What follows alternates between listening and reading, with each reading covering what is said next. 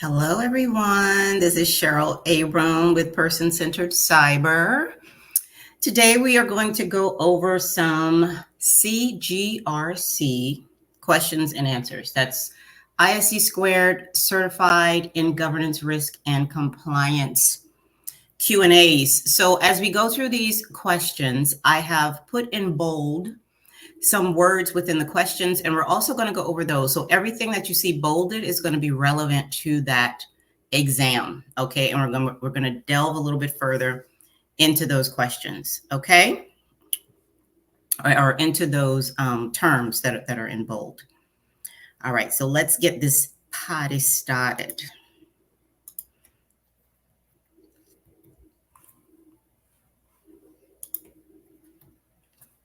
Okay, these are the CGRC domains. There are 7 domains, as you can see right here.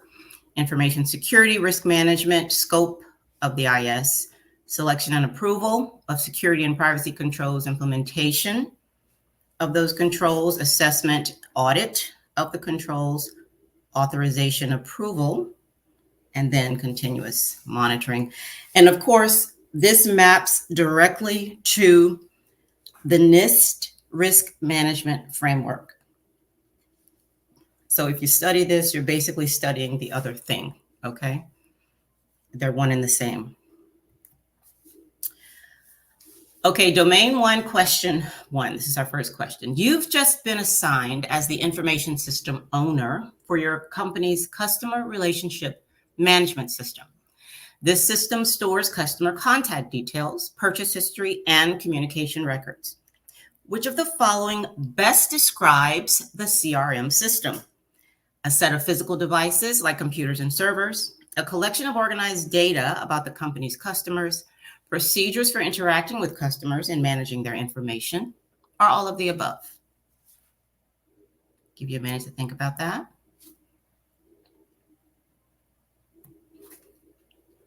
Yeah, it's all of the above. And why is the CRM all of the above? Because a CRM is an information system, okay? And we don't have an RMF process. We don't have a CGRC until we have information systems, okay? We need IT before we even have cybersecurity. You understand? There's no reason for us without IT, okay? So, which is the information system. Now, an information system is made up of things, and it's typically, and this is what a CRM is made of. It's typically hardware, software, databases, networks, procedures, and people, okay? And as you can see in 1, 2, and 3, you have physical devices, computers and servers, organized data, about the company's customers, which software does that, and procedures for interacting with customers and managing their information, and people, people manage those processes as well. So if you think of a CRM, credit card companies do a really good job of collecting customer information and managing that. So I know sometimes when I go shopping and I'm buying something that I don't normally buy, or I go to a store that I don't normally go to, Capital One will shut down my credit card and I can't purchase it. They're like, we're not paying for that. Okay, and I will literally have to get another credit card to pay for it, or pay cash, because they shut down my credit card, because they've collected information about me that says this purchase is not what Cheryl normally gets, or this store is not where she typically purchases from, or this website, Cheryl doesn't normally go here, so we're not gonna let this go through, okay? So they have a great CRM information system that they use to collect information about me that says, okay, this is Cheryl's baseline. This is not within her baseline. This is anomalous. So we're going to shut down this credit card. Okay. So CRM, a lot of companies have CRMs, Amazon has CRM, Starbucks has it, anywhere where they're managing your information and they're telling you what you like or what you may like to buy, things like that. CRMs are typically behind the scenes. Okay. Now, information system owner, what's that all about? Well, let's look at that. Here's your information system. You got your user, that's you, applications, operating system, and hardware. Now, if you think of your email, like I have Gmail, I also have Outlook for work. When it comes to our email, I'm the information owner of my Gmail. Okay, so what that means that I control my emails. I can delete whatever I want to delete. I can save the emails I want to save. I can forward them to whoever I want to forward them to. You know, like I have control and I'm responsible for my emails. Okay. I'm responsible for protecting the private information. You know, I can encrypt the stuff that I send, you know, and all that. Now, Gmail and Microsoft, those are the information system owners. Okay. They own those servers. They own all those processes that happen back there. You know, all the stuff that they do back there. They're the information system owner. Okay. They store the emails. They make sure the system works the way it's supposed to work. They have the technology platform. They, you know, they work with me. You know, we work together with the security features, the two-factor authenticate, you know, so and all that stuff. But I'm the information owner and they are the information system owner. Okay, now that's a everyday example. Now in your organization, you will have an information system owner. Now it won't be the head of Microsoft, you know, but you will normally have if you're working in government, a federal person who will be the information system owner, and then someone else will be the information owner responsible for, I don't know, if it's an HR system, you know, the data within that HR system, who can see it, who has access to it, who can't, you know, see that data, you know, where it's stored, and, you know, and all that stuff, making sure it complies with the regulations, you know, and all that. Okay. So these are important concepts and things that you're going to need to know for the CGRC.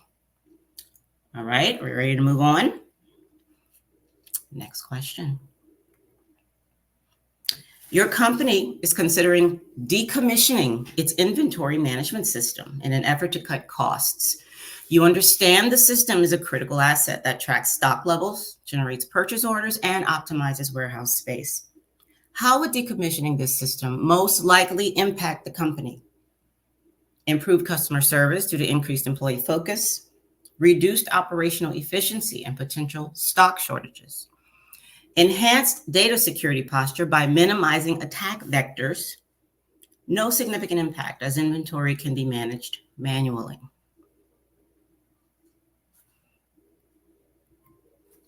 Yeah, it'll probably reduce operational efficiency and potential stock shortages because I said it's a critical asset, right? Which is the same. So if they didn't decommission it, and let's say there was a DDoS attack or, you know, something else that prevented this system from doing what it does, it would have this same kind of effect, reduced operational efficiency and potential stock shortages, right? So now what does it mean to decommission? Okay, this is something that you'll also see. It's also part of the RMF process. You'll also see it in the CGRC. Now, we talk a lot about ATOs, the road to ATO, authority to operate, you know, when a system obtains an authority to operate. Well, decommission is also something that happens. It's not just an ATO, okay, that systems achieve.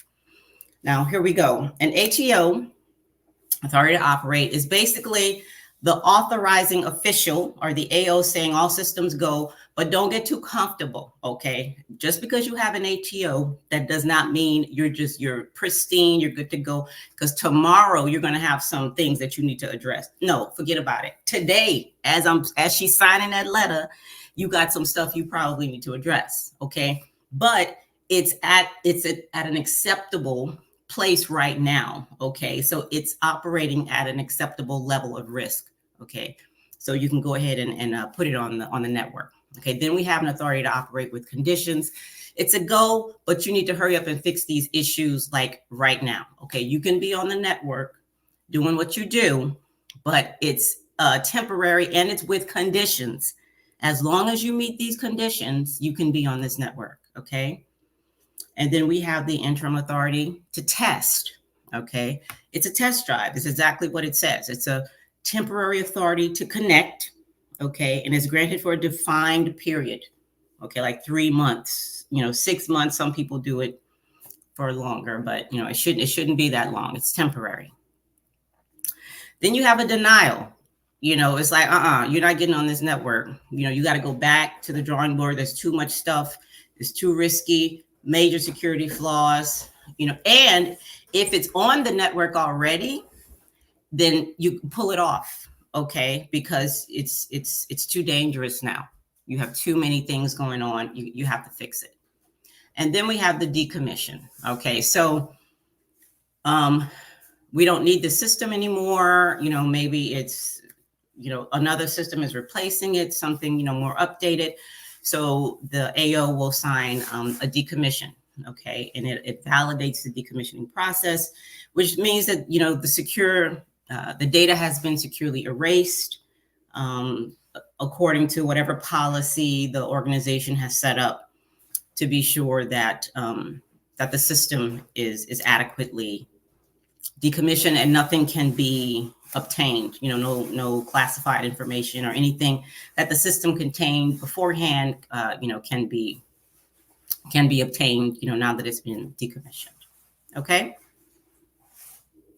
All right. So those are the questions for today. And I will be back with more CGRC questions. Have a good day.